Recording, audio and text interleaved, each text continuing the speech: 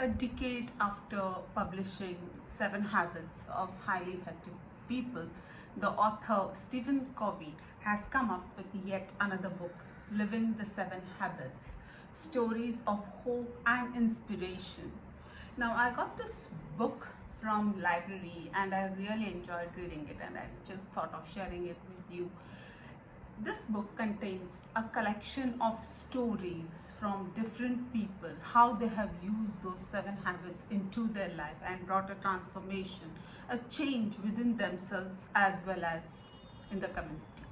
Now, in this book, Stephen Covey has played two roles, a role of a guide and that of a teacher.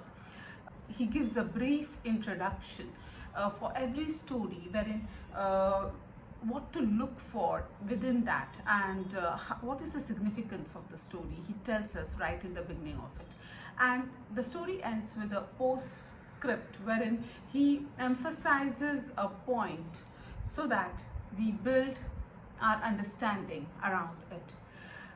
It's said that the words are tools to ideas, and a person cannot think beyond his vocabulary, and that is why our thinking is confined to the language or the vocabulary that we use. So by repeating the ideas again and again in fresh ways and with different angles, the author has made sure that we take home the point. The stories are real account, and they are true, touching, very powerful, how people have changed their lives by applying the seven habits.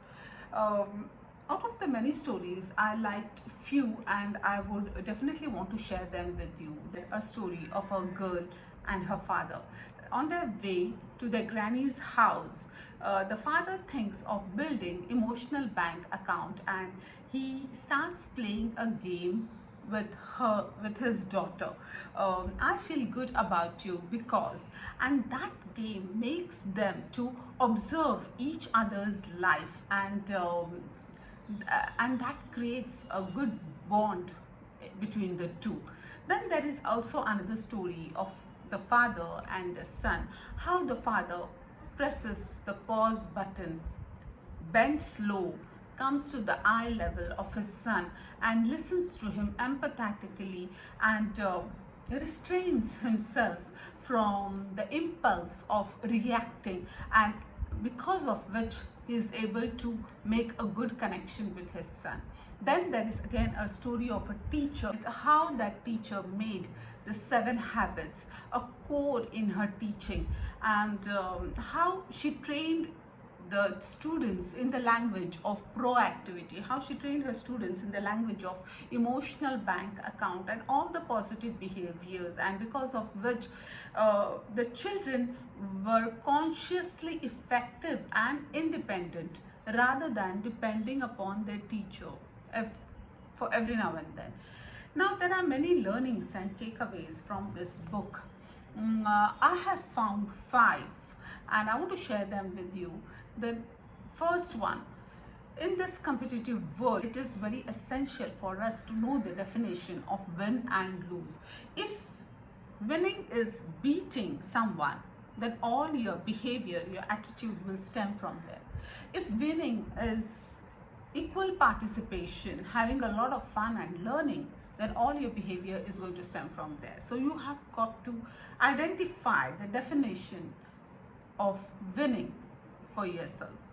Point number 2, if you want to change your life for better, you have to take responsibility. You have to change yourself first instead of changing others. Stop the blame game and accept responsibility.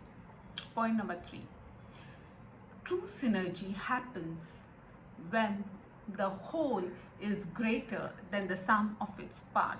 What does it mean? It means that 1 plus 1 is not equal to 2, but it's more than 3. It's either 3 or more than 3. Point number 4. Now, if you are living a life of perfectionist, then you got to be sure that you are going to live with the fear of failure. So it's very essential for you to learn the art of accepting failure early in your childhood, and the more sooner you learn to accept failure, the better it is for you. Point number 5, whatever happens to you and your response, there is a space in between, and in that space lies your freedom and power to respond to that situation, and in your response lies your growth and happiness. So these are my takeaways from the book. Read the book and take your learnings from it. Happy reading.